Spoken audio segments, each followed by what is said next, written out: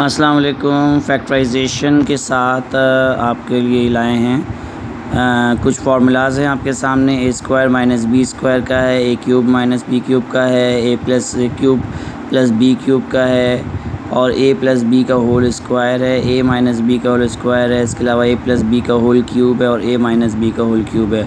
कुछ इस तरह एक्सपेंड होते हैं जो आपके सामने मेंशन है। मैंने इन फार्मूलाज़ को कुछ इस तरह भी मेंशन कर दिया आपके सामने। X square minus Y square का फार्मूला है, फिर टू एक्स प्लस वाई का whole square, X minus Y का whole square, X plus Y का whole cube, X minus Y का cube and then so on.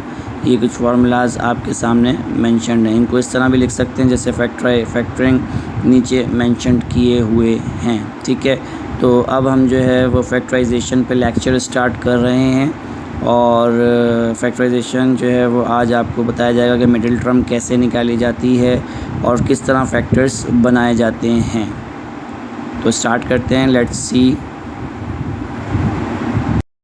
Assalamualaikum everyone. Today our topic is factorization.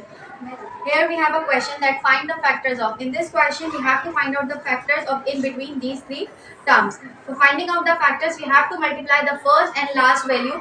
The first value is 4a square and the last value is 9b square. When we multiply the both values, the answer will be 36a square and b square. And जब हमारी ये value आ जाएगी 36a square b square, then after that we have to find out the LCM. जब LCM 36 का हम निकालेंगे तो we have the factors 2, 2, 3, 3. Then we have to multiply in these factors to break the middle term. हमने middle term को break करना है। Basically हम डायरेक्टली भी कर सकते हैं, बट इसका जो दूसरा स्टेप है वो है इस तरीके से LCM करके 2 multiplied by 3 and then 2 multiplied by 3. We have the value 6 and 6. जब हम इन दोनों 6 को प्लस करेंगे the answer will be 12. That is our middle term. और जब इन दोनों 6 को मल्टीप्लाई करेंगे the answer will be this, जो हमने फर्स्ट और लास्ट वैल्यू को मल्टीप्लाई करके फाइंड आउट किया है। तो इट मीन्स जब हमारे दोनों आंसर इस टर्म से सेम आ जाए तो दैट मीन्स हमने जो मिडिल टर्म है इसको रिप्लेस कर देना है किससे, 12 से। यानी कि 12 की जगह क्या आ जाएगा हमारा 6ab एंड 6ab। जब हमारा 6ab एंड 6ab आ जाएगा उसके बाद हमें क्या करना है, we have to break the terms. इन दोनों को हमने अलग अलग कर देना है और इसमें से क्या फाइंड आउट करना है, कॉमन फाइंड आउट करना है।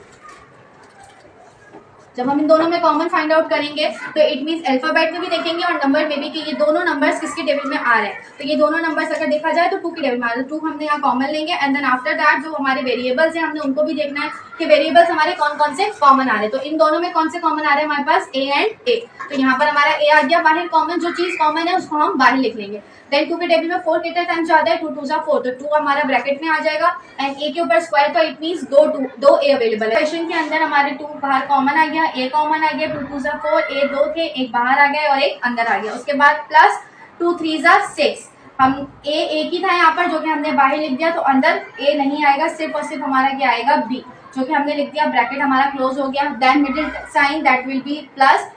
आफ्टर दैट जो ये दोनों टेबल्स है इस पर भी हम देखेंगे कि कौन से टेबल में ये दोनों नंबर्स आ रहे हैं, 6 में या 6 और 9। तो ये 3 के टेबल में दोनों नंबर्स आते हैं। उसके अलावा कौन से अल्फाबेट आ रहे हैं, बी आ रहा है कॉमन, तो हमने बी लिखेंगे यहाँ पर। 3 2 जा 6, ए तो हमने बाहर लिखा नहीं है तो इट मीन्स ए आपका अंदर आ जाएगा और ये जो बी है ये बाहर आ गया तो इट मीन्स अंदर नहीं आएगा। प्लस 3 3 जा 9, बी 2 थे, एक बाहर आ गया और एक अंदर। जब आपके ये दोनों ब्रैकेट सेम आ जाए तो it means you are going correctly, आपने बिल्कुल सही क्वेश्चन अटेम्प्ट किया है, सही वैल्यूज को ब्रेक करके लगाया है। जब ये दोनों कॉमन आ गए इसमें से हमने एक नीचे उतार लिया, उसके बाद जो बाहर की वैल्यूज थी उसको भी एक ब्रैकेट में लिख दिया। अब कोइंसिडेंटली ये जो है वो दोनों सेम आ गए तो दोनों को 2 बार लिखने की नीड नहीं है, एक बार लिखकर उसके ऊपर स्क्वायर लगा देंगे तो that will B same with the previous one. तो ये आपका इस तरीके से हो गया फैक्टराइज, इसके हमने फैक्टर्स निकाली है 2a प्लस 3b।